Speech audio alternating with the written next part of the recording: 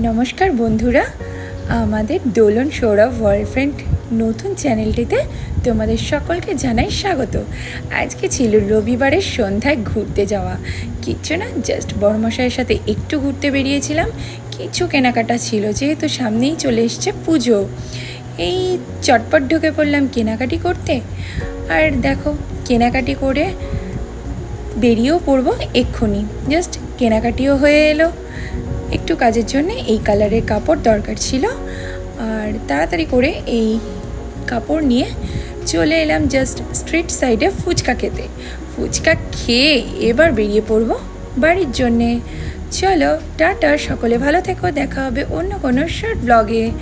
Tata বন্ধুরা। আর আমার আরও এরকম ছোট্ট ছোট্ট ভিডিও পেতে তোমরা আমাদের এই নতুন চ্যানেলটিকে তাড়াতাড়ি করে সাবস্ক্রাইব করো। চলো টাটা।